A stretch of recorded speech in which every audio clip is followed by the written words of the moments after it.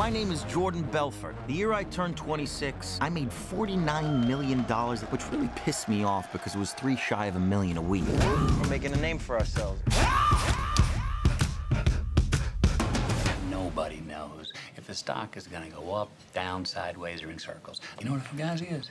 Oh, Fugazi, it's fake. Yeah, Fugazi, Fugazi, it's a wazi, it's a woozy, it's a fairy dust. This was a 7-year process to put up on screen, but it had to be, it had to be done in the right way. It had to be done with the artistic freedom to really take chances and improvise and experiment with the material. And I think Marty really didn't want to do the movie unless he had that artistic freedom, which is why the process of getting it financed was so difficult, because I think studios were very resistant to the material. And we got outside financing through Red Granite, and they just told us to push the envelope, and they wanted this culture put up on screen as much as we did, and they allowed us to take those chances, which was amazing. I was nominated for an Oscar for Moneyball, and I sat, oh, thanks, man.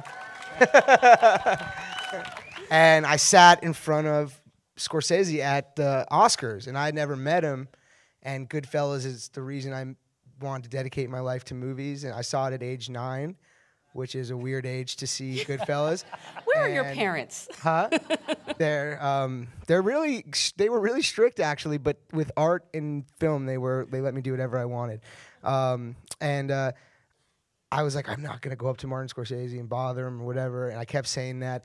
And by the end of the night, I was like, hey, I really like Goodfellas, and that's what I said to him, which is like like that, just the worst. That articulate. Yeah, it was such a debauched introduction to my all-time hero. I was like, hey, I really like that one movie that everyone in the world loves and is beloved. And a week later, I got a call that they were like interested in me, and I was at the bottom of a list of way better actors to play Donnie. And then Leo and I were in Mexico promoting different films, and I asked if I could meet with him because he was the producer. And this was a month before I was supposed to meet with Scorsese, and we sat down, and I immediately just launched into who I thought Donnie was and told him I have to play this character, and there's no one else in the world who can play this character but me. And I know people this disgusting, and I've observed this, and it's really bad, but it's part of our society, and I'd love to help bring that to life. Yeah, part 2 of that, where Donnie starts choking to death, was originally in a scene that came later in the movie after Jordan became sober. Apparently, in real life, they had the character that one of the characters that Donnie is based on challenged the sober Jordan to a swimming contest. In the middle of swimming across a pool, Jordan realized Donnie was at the bottom of the pool drowning.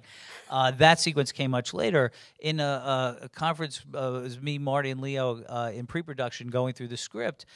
We had just read through the first part of that scene where Jordan, the Quaaludes finally hit him at the country club, and he drives home, and his wife is there, and it's this insane sequence. And Leo said, God, this energy is so great.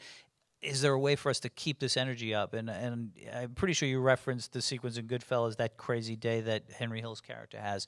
So he said, is there any way we could tie the choking scene into this scene? And we talked about how that might be possible. And I said, well, the difficulty is you then saved Donnie's life, but you're so high, I don't know how that would be possible unless you took more drugs. And if you, for example, you did a lot of coke, like Popeye and spinach, and we looked at each other and went, well, what if that's the motivation for doing the coke, and what if Popeye's on TV? So I went off and I took a pass at that and came back and said, God, I think this actually works better. Then we got so giddy with it that Marty said, well, what if he finds out that the aunt dies in that scene too? We were just like throwing the kitchen sink into that thing. So we tried a version with that, and then that was like one step too far. But it ended up being, a really, sometimes the best things come out of just batting things around. So I was just talking through it. It was you remember that day, right?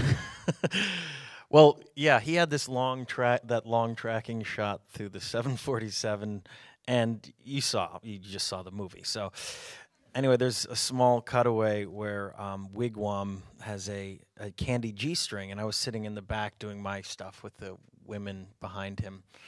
And I remember this woman nibbling on this G-string in between his legs and eating the candies off of his his balls, basically.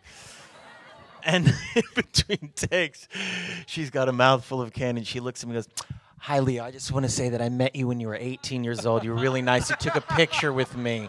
Anyway, I work with you on this one project. I want to talk to you about that later." And action. It was one of those classic movie moments that I will absolutely never forget.